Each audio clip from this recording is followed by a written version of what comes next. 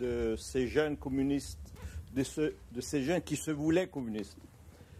Et ensuite, deuxième question, comment ils ont été reçus par leurs camarades non juifs? Parce qu'il y a des témoignages que même là, la camaraderie n'a pas toujours régné et n'était pas toujours de bonne loi. Voilà, première question. D'accord, donc je vais commencer avec la deuxième, juste pour citer quelques anecdotes. Alors, Sarfati, lors de la guerre de 6 jours en 67, en fait, avait pas mal de doutes à cause de tout le discours, pas seulement antisioniste, qui était tenu au Maroc en cette période, mais franchement anti-juif. Et il faut aussi se rappeler qu'il y avait des émeutes anti-juifs au Maroc, en 67, surtout le meurtre de 2 juifs de Meknès. Et en fait, partout dans le Maroc, pas mal de manifestations, des appels au boycott envers les communautés juives. Donc en 67, Sarfati en fait commence à remettre en question tout son parcours de communiste. Est-ce qu'il a qu'est-ce qu'il va faire, qu'est-ce qu'il va devenir de ce Maroc qui voulait pluriconfessionnel, multiculturel, etc. Donc là, pour Sarfati, c'est le cas. Nakash raconte en prison, en fait, c'est une histoire assez intéressante. En prison, ses camarades musulmans de gauche, d'extrême gauche, le félicitaient toujours pour sa manque d'accent juif quand il parlait l'arabe tunisien. Et il a dit à chaque fois qu'il me disait « Ah, mais vous êtes juif arabe ». Et lui, il a dit « Mais non, moi je ne suis pas juif arabe, je suis tunisien d'abord ».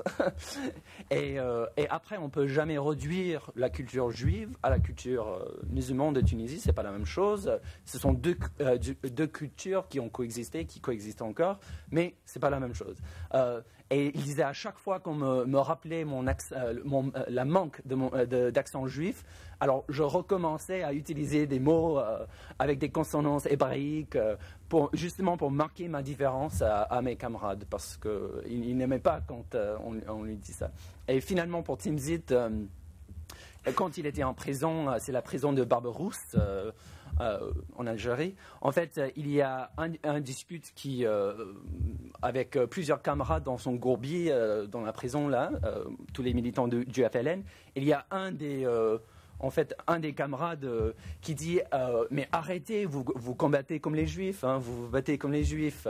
Donc, et après, il y avait d'autres camarades qui ont pris sa défense, qui non, vous ne pouvez pas dire ça devant le frère, etc.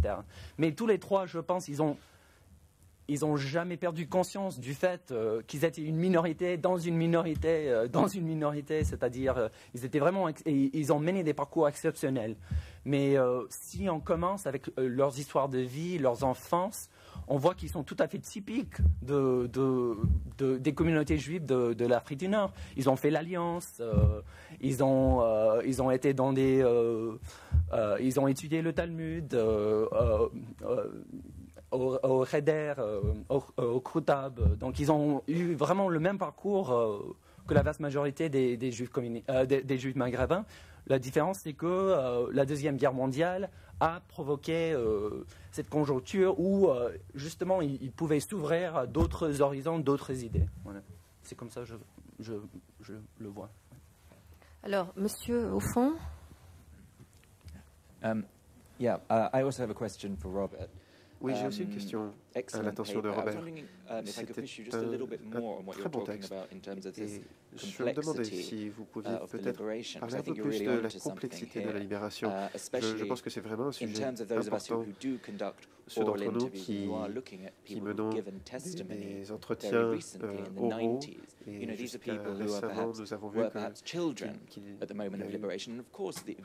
les individus qui sont interviewés étaient des enfants à l'époque de la libération, donc naturellement ils auront des souvenirs plutôt positifs de la libération, mais il faudrait peut-être parler avec des individus qui sont plus vieux, mais malheureusement ils ne sont plus avec nous, ils sont décédés, donc d'un point de vue historique, est-ce que vous, du point de vue des études de l'histoire de cette période, voyez-vous une différence dans les sujets qui sont abordés? On the one hand, there's all literature functions by tropes. That is to say, especially when you have people who are not writers by profession, but people who come to writing their life stories either at the request of their families, because their children and grandchildren are asking them what was your life like in North Africa, or who write their life stories as a sort of tribute to their communities, a tribute to their parents. These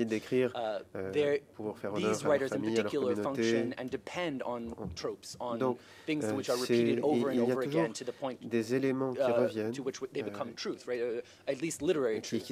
And the trope that you oftentimes hear is when the American soldiers arrived, all the Jews came out of the Jewish quarter where they had been hiding and ran and embraced the American soldiers and kissed them, etc., etc. And the problem with this in Tunisia in particular, it's impossible for us to understand the devastation caused by the aerial bombardments in Tunisia and the aerial bombardments by the Allies, the effects on the Jewish communities and how many Jewish civilians were not killed by the Germans or killed by Vichy, but were killed by American bombardments. And this is, I think, a history that is important to remember.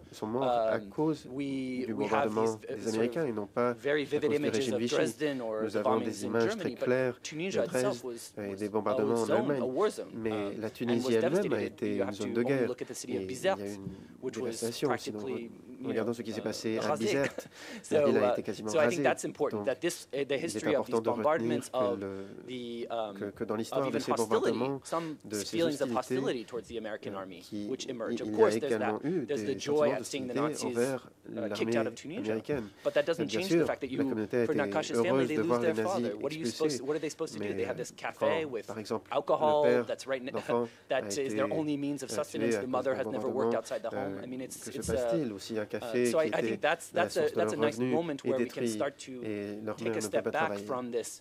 Everyone was happy with the Allies, everyone loved the Americans, and start to put things more in their context. So that's I don't know if that's a general trend in North African Jewish literature. I think because of the amount of times that we've heard the same story over and over again, it will continue to be told in the future. So we're going to have to push much harder if we want to recover these less spoken of aspects about the liberation, sort of negative aspects of the liberation for Jewish communities. Positif par rapport à l'expérience des communautés juives Alors, de l'Afrique du Nord. Je crois qu'il y avait des questions là, et monsieur après... Non, vous étiez avant Ok, alors, si vous permettez... monsieur, et ensuite deux personnes ici. Oui. Merci. Est-ce que vous voudriez des renseignements sur la fin de la guerre ou après, dès 67? Les entretiens, oui.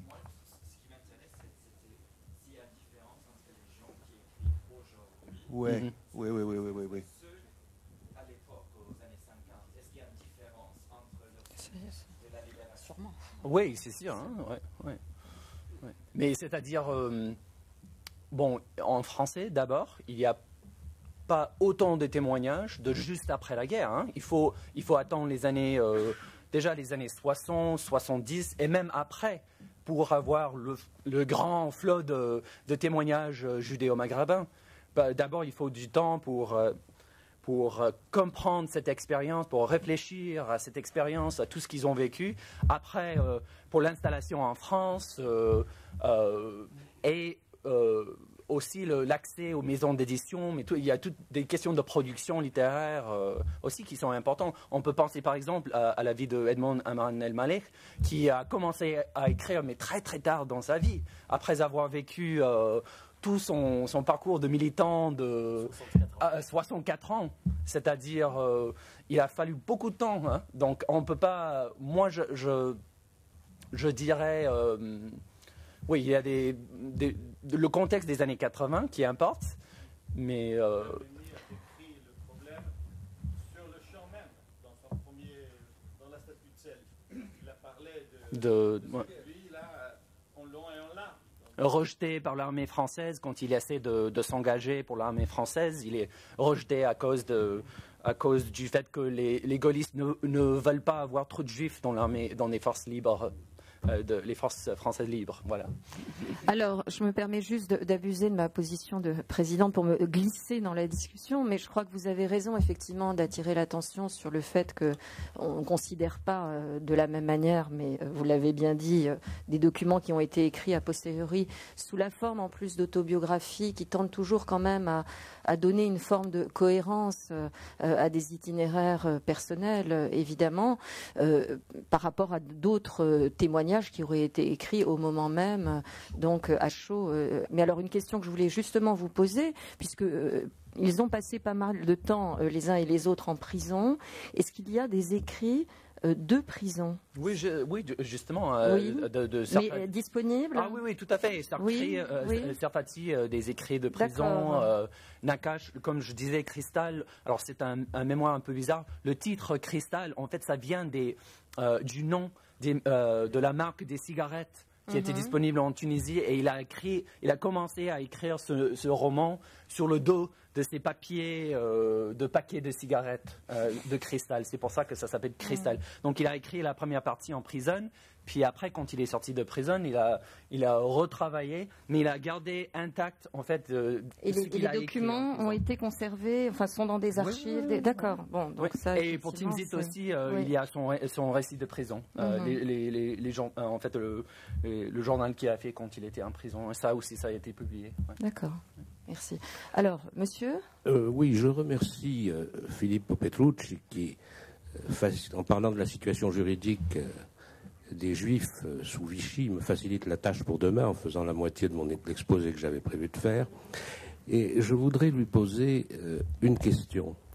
Il a parlé de retour à une dimitude, tout au moins dans l'esprit des autorités musulmanes et des autorités juives. Pour le Maroc, sans doute, puisque il en est question, on en parle, les autorités des communautés juives reparlent de la dimitude à ce moment-là. Je voudrais savoir sur quoi il se fonde pour la Tunisie.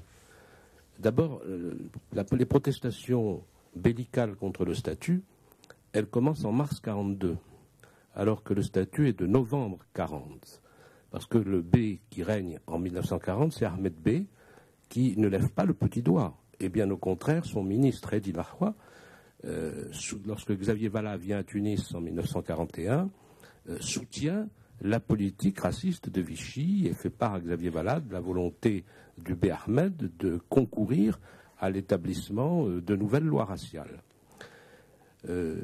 Monsef B, c'est vrai, accorde sa bienveillance à la communauté juive. Il dit que les juifs comme les musulmans sont ses enfants. Mais si la communauté juive a toujours été reconnaissante à Monsef B de ce geste, notamment décorant des personnalités juives du Hicham Eftikar, je ne vois pas la communauté juive demander un retour à une dimitude, à moins qu'il ait des informations. Mais lorsque la communauté juive de Tunisie essaye d'obtenir des aménagements à la loi, elle envoie une délégation à Vichy. Et d'autre part, la protestation de la communauté juive, c'est un rappel des principes fondamentaux de 1789 et de la tradition française. Sa protestation, c'est au nom de la tradition française, l'égalité entre tous les citoyens. Donc j'aimerais que Filippo Petrucci m'éclaire à ce sujet. En ce qui concerne, maintenant j'ai une question sur le rôle des communistes. Vous avez parlé de Timsit et de Nakache. Alors ce sont des communistes en marge du Parti communiste. Parce que Timsit rejoint le FLN contre la ligne du parti, et Nakache passe peu de temps au Parti communiste. C'est un gauchiste. Il est pro-chinois, Nakache. Il est exclu du Parti communiste. Il est même exclu du Parti communiste. En revanche, je crois que le Parti communiste, tout au moins pour ce que je connais du Parti communiste tunisien, mais c'est la même chose pour le Parti communiste algérien et pour le Parti communiste marocain, il n'y a pas chez eux de revendication nationaliste tunisienne. Ils demandent l'union du peuple de Tunisie ou l'union du peuple d'Algérie avec le peuple de France, et le Parti communiste prend position nettement pour l'union française. N'oubliez pas que Paul Sebag, auquel vous avez fait référence, en 1943, il est secrétaire du comité de la France combattante de Tunis. N'oubliez pas encore que les juifs communistes en Tunisie sont essentiellement des juifs français, Georges Attal et autres, qui, en 1943, comme 80% des juifs français, ne répondent pas à l'appel de l'armée régulière et rallient les forces françaises libres. Parce que dans l'armée régulière, l'armée Giraud, il y a de l'antisémitisme. Alors, je pense qu'il faudrait nuancer sur le Parti communiste, d'autant que le thème du colloque s'arrête à l'opération Torche. Vous savez, je ne sais pas si vous avez vu le livre de Velio Spano, Vita di un rivoluzionario.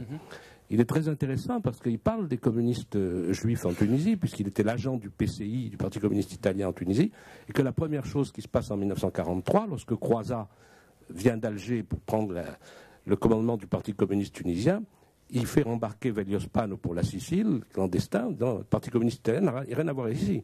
Et Velio Spano est condamné parce qu'il avait parlé d'indépendance. On ne met pas en avant l'idée d'indépendance nationale. Alors, vous répondez peut-être d'abord et ensuite... Oui, on va faire comme ça, puisque vous aviez pris la parole. Et ensuite... Non, là, je suis tout à fait d'accord. En fait, c'est très complexe, la situation des partis communistes au Maghreb. Tout ce que je voulais dire, c'est que pour ces hommes qui se sont engagés dans les jeunesses communistes, et Nakache, même s'il a duré peu de temps dans le Parti communiste, ça a été fondamental pour lui, et il le dit dans ses mémoires, sous la direction justement de Lucette Chemla, aujourd'hui Valency. C'est-à-dire, il y avait quand même la grande importance des jeunesses communistes qui étaient eux aussi en marge de la direction française ou pro-français du Parti communiste. En fait, déjà dans les années 50, Nakache, avec Guy Sidbon et d'autres, étaient en train de coller des affiches anti-français, anticolonialistes, et ils étaient arrêtés justement à cause. Ouais, voilà. Ouais, voilà. Et en plus, pour Serfati et pour Timsit, c'est un peu la même chose. Alors, tout ce que je voulais dire, c'est que le Parti communiste offrait quand même un espace privilégié pour le développement des idées de ses militants, qu'ils allaient devenir nationalistes à la suite, après le durcissement de la politique coloniale de la France, et en rupture avec la doctrine officielle, la ligne officielle des partis communistes. N'empêche qu'il y avait beaucoup de membres du Parti communiste qui étaient pour l'indépendance dès les années 40 et 50 en Afrique du Nord, même des membres des partis communistes européens. Donc c'est une histoire nuancée. La direction des partis, c'est une chose, et les militants, c'est autre chose. Bien, oui. Bon, alors, M. Natafi me donne l'occasion peut-être de préciser mon français. Je peux parler d'un retour d'une question d'un appel de la population juive de Tunisie à retourner comme d'Imi. Je dis simplement qu'il y a une attitude différente. Et avec cette petite intervention, je voulais simplement souligner le fait qu'à côté d'une administration française qui appliquait la loi raciale, parce qu'elle a été appliquée la loi de Vichy, il y avait un côté musulman qui aurait pu profiter de cette situation, et ça, c'est pas passé. C'est vrai, comme vous disiez, qu'Ahmed Bey, c'était pas Monsef Bey. C'est une autre histoire. Ça, en faisant une liaison avec ce qu'on disait avant sur les Italiens, peut-être que Monsef Bey, il avait compris que la situation, c'était toujours plus difficile pour Vichy et pour le nazifascisme. Donc, peut-être il était mieux se rapprocher aux idées libérales, aux idées des alliés. On ne le sait pas, mais quand même, il y a une différence d'attitude. Il y a le fait qu'il a ouvert les ports, il a fait des déclarations officielles, et on ne peut pas trouver les mêmes de la côté française. En plus, la chose qui, à mon avis, c'est important, mais clairement, on n'a pas eu tout le temps, c'est que sur la Tunisie, on a une réalité tellement plurielle de communautés juives, et même des communautés européennes, avec le nombre d'Italiens, les Maltais, les Français, les Arabes, et les Juifs français, et les Juifs tunisiens, et les Juifs italiens. Donc, chaque communauté, il jouait son rôle. Et là, l'effet que vous dites d'Ahmed Bey, c'est vrai. Et même parce que la cour, elle n'était pas tellement, elle était même de la côté plus antisémite. Mais c'est vrai que les rôles symboliques de Monsef Bey, c'est important. Mais je n'ai pas parlé d'une volonté de la communauté juive de retourner aux états de dimitude. J'ai dit que l'attitude des gouverneurs musulmans a été une attitude paternaliste, une attitude peut-être politique, de réouvrir les bras aux communautés juives comme des fils. Et je pense que, vu que la situation c'était plutôt mauvaise pour les Juifs, surtout avec l'arrivée des Allemands, ça pouvait être un symbole, comme a été un petit symbole l'archevêque de Carthage. Et il y avait eu même au début en Tunisie, même l'archevêque d'Alger, si je ne me trompe pas, qu'il avait essayé de faire des petits pas, mais on n'a pas la même attention de la part des autorités françaises, et même après la libération, je pense. Alors, je crois qu'il y avait une question, monsieur, ici. C'est plus un témoignage qui maintenant perd son sens après les différentes interventions.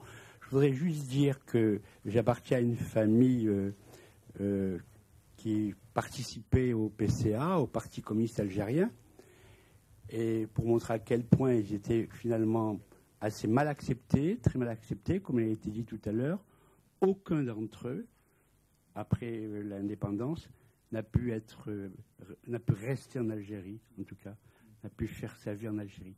Voilà. Et donc, en réalité, je crois que vous avez bien dit et bien insisté sur le fait qu'ils étaient à la fois internationalistes, c'est vrai, typiques, c'est vrai, mais très très mal impliqués finalement dans la vie algérienne, entre guillemets. Voilà, c'était plus un témoignage qu'une question. Et bien sûr, je le déplore complètement, mais enfin, aucun d'entre eux n'a pu rester en Algérie après l'indépendance, malgré leur combat.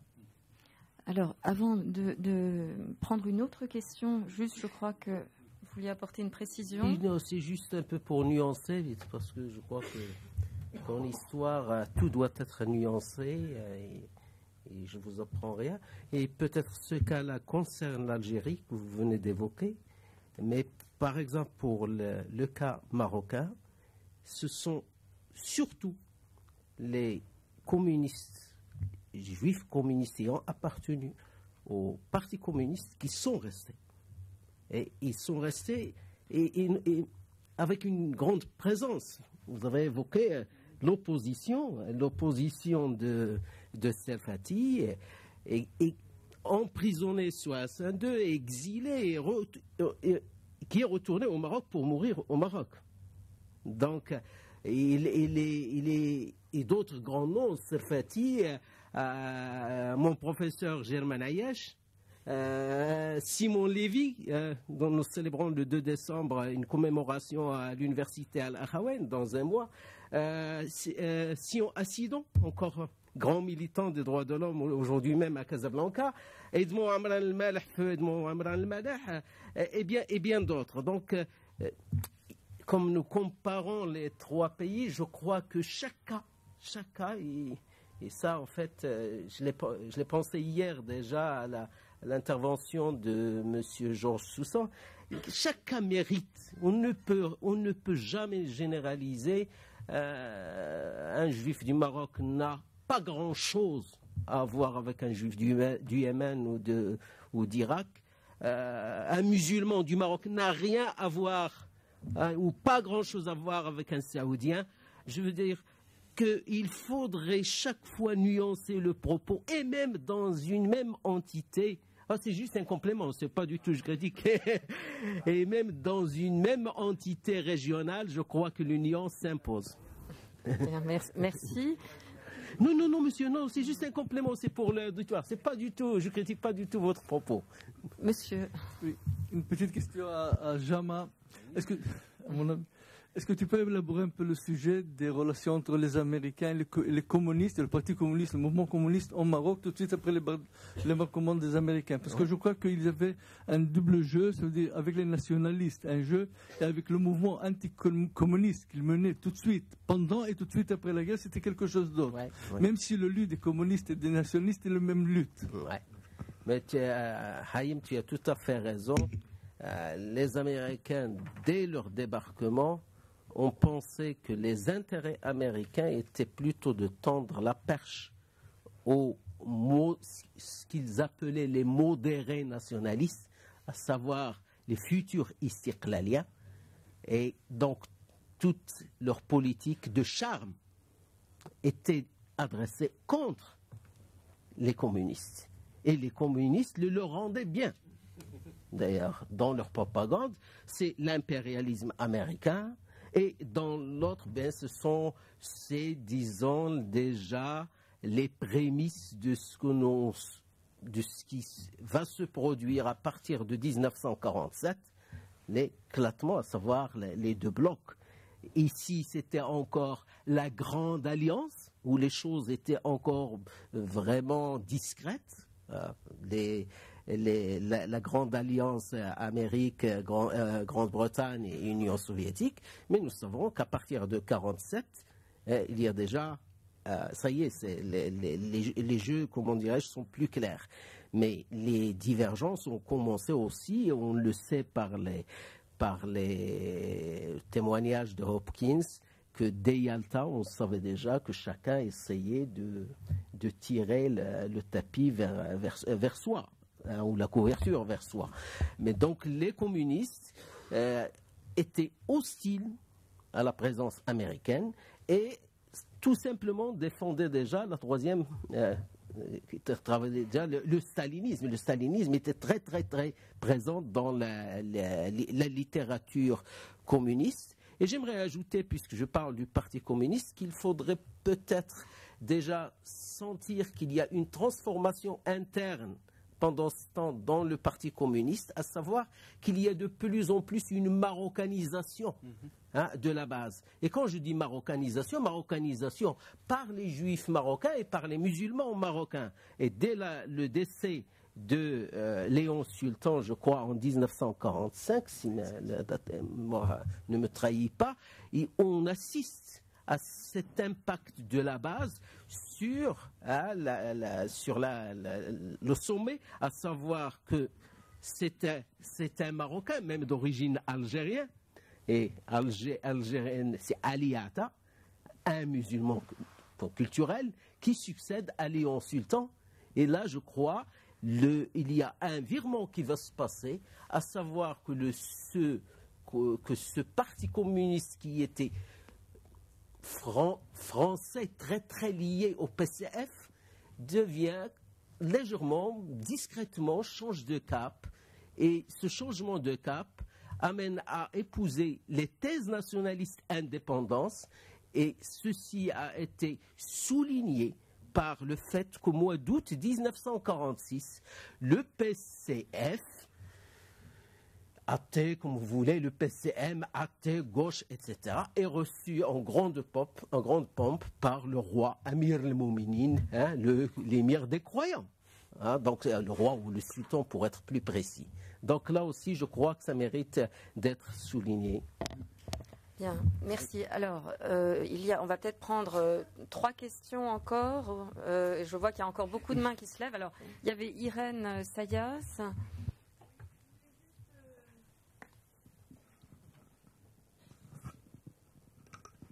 Merci. On a parlé des musulmans, on n'a pas tellement parlé de l'islam en tant que tel. Bon, bien sûr, c'est la même chose, mais dans ce qui a été dit à propos de la crainte des Juifs de revenir à la dimitude une fois le colonisateur parti, je voulais savoir, la question s'adresse à monsieur... Là, oui. Quel était le poids de l'islam, à votre avis, dans le rejet que les communistes juifs ont pu subir lorsqu'ils se sont en quelque sorte sentis un peu marginalisés ou rejetés par leurs camarades musulmans. Est-ce que sur quelle base? Parce que je me disais qu'à cette époque, tout de même, la religion, pas comme aujourd'hui, où il y a une sécularisation très importante de la société, la religion avait un poids considérable. Dans l'antisémitisme des vichistes, le poids de la religion chrétienne et des traditions était tout de même très, très dominant. Et est-ce que c'était la même chose dans un certain rejet qui a pu se manifester à l'égard des universalistes juifs? Puisque c'est un peu cela qui était leur motivation principale. C'est vrai que c'est très, comment dirais-je, ça attire l'attention le fait que nous retrouvons essentiellement les Juifs dans le Parti communiste marocain. On ne les retrouve pas ni dans ce qu'on appelle l'action Koutlet al-Amal al-Watani, le comité d'action national des années 30, ni dans les débuts du Parti de l'Istiqlal à partir de fin 1943-44. L'explication qui est donnée par tous les témoignages et par les documents d'archives, ce n'est pas l'antisémitisme. C'est une question de nécessité de garder le secret de l'action politique. Et pour cela, il fallait prêter serment. Et comme la référence du mouvement national marocain pendant les années 30 était très inspirée de ce qu'on appelait déjà le pan-islamisme, et puis du panarabisme avec Shakib Arsalan et d'autres, et que une grande majorité des initiateurs des partis politiques, qui ne portaient même pas encore le nom, c'était interdit de constituer un parti politique musulman. C'est pour ça qu'on appelait le comité d'action nationale au début des années 30. Comme tous ces gens étaient de formation, Al-Fassi entre autres, étaient de formation soit d'Al-Qarawiyyin, l'université religieuse d'Al-Qarawiyyin de Fès, ou alors de formation au Moyen-Orient, tout cela a fait que la base idéologique de ce parti, ou de ces partis, était une base idéologique panarabiste et panislamiste. Et quand on ajoute à ces ingrédients la crise palestinienne des années 30, le tableau devient complet. Par conséquent, pour les groupuscules aussi bien de Taïfa et de Zaouia, les groupuscules vraiment très très fermés, secrets, presque à la communiste, même si c'est musulman, très verrouillés, il fallait prêter serment sur le Coran. Ces Marocains juifs, je préfère toujours d'ailleurs appeler Marocains juifs que juifs marocains. Maroc, parce qu'on est d'abord Marocains avant d'être juifs, on est Marocains avant d'être musulmans ou athées ou n'importe quoi. Ces Marocains juifs ayant trouvé et qui y avait des choses à dire, qui voulaient militer, ayant trouvé ces portes verrouillées, ces portes de la naissance du mouvement national, ils ont trouvé par contre les bras ouverts du PC, du Parti communiste du Maroc, qui n'était pas encore le Parti communiste marocain, et qui était tout simplement une succursale du PCF.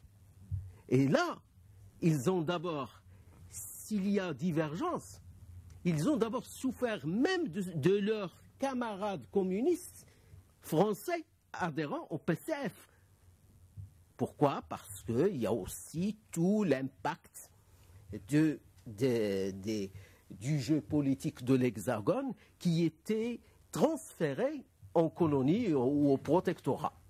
Bien entendu, avec la marocanisation, cette base était beaucoup plus ouverte et les nationalistes, j'allais dire d'obédience islamique ou panarabiste, ne se sont rendus compte de la nécessité de rassembler, bien que les Juifs marocains ou les Marocains juifs ont toujours prêché, la patrie appartient à tous et la religion appartient à Dieu.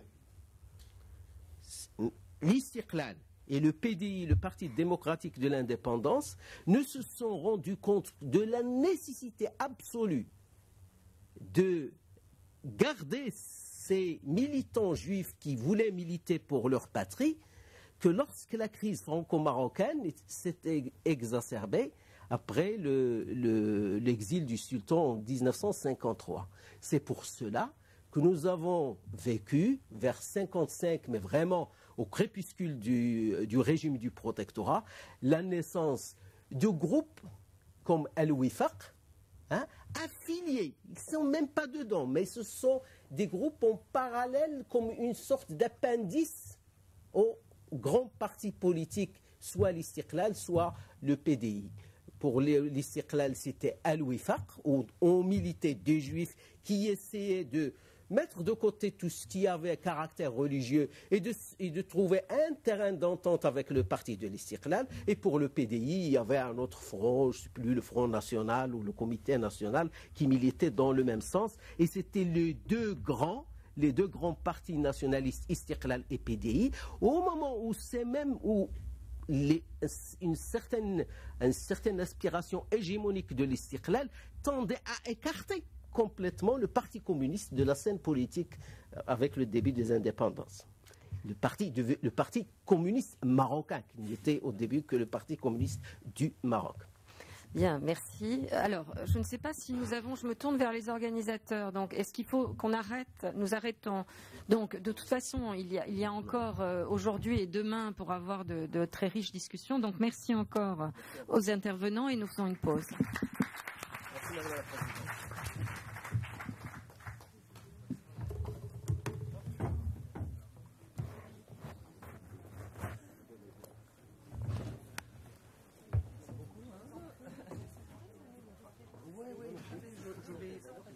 Je vais créer une